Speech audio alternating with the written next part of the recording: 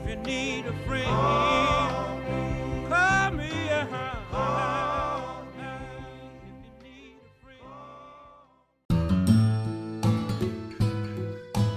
friend. He was a seemingly happy baby.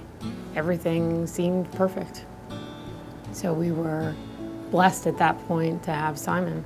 The night that he passed away, we put him down for a nap, and he never woke up. It's a parent's worst nightmare. Going through that, dealing with that night and forever, for the rest of your lives. Initially, Simon was diagnosed with having SIDS, but after he passed away, Phyllis and I got ECG exams, got our hearts checked. And through that process, Phyllis was diagnosed with long QT syndrome, which is a condition that leads to sudden cardiac arrest and death, potentially. And after doing some research about that, we found out that thousands of kids every year die from conditions that lead to sudden cardiac arrest and death. So we came to the conclusion that Simon's Fund was going to be about helping families avoid the tragedy that we went through, but also to raise awareness about conditions that lead to sudden cardiac arrest and death. I think the end goal is that every child gets their heart checked. About 10% of children screened wind up needing some sort of treatment that is life-changing.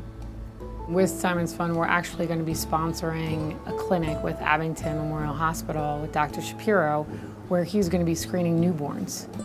Thanks to Darren and Phyllis, we were able to build this program that is just about ready to be launched at Abington.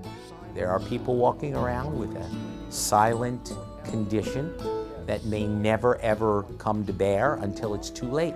We went to a screening in our neighborhood, and Melissa had a congenital birth defect and required open heart surgery. I didn't want to go, but I'm glad that I did, because if I didn't, then I would have a lot of problems later on. What we faced was so scary, and looking back, they saved her life.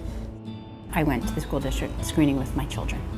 We got a call back that Valerie needed to come in for further testing, and that resulted in an ASD, and she needed heart surgery to repair that.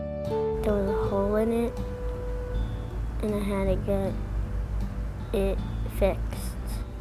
Simon's Fund saved my daughter's life. I have my daughter because of it, and I'm just eternally grateful.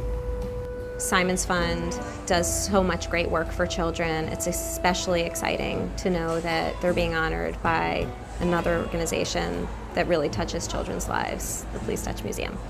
The world is a better place because Darren and Phyllis Sudman came out of the ashes and made something happen that very few people could, in fact, initiate. I was thrilled when I heard that they won the award. They deserve it. They're such hard workers, and they're doing so much to save children's lives. Please Touch is an amazing organization, and looking at the various organizations who have won it in the past, it's amazing to be a part of it. Our hope is to save the lives of children, and that there is no reason for any child to die to sudden cardiac arrest. And we hope that we're giving gifts to families to, so that they don't have to be where we are. Had Simon been alive today, he would be entering kindergarten. He'd be keeping us really busy.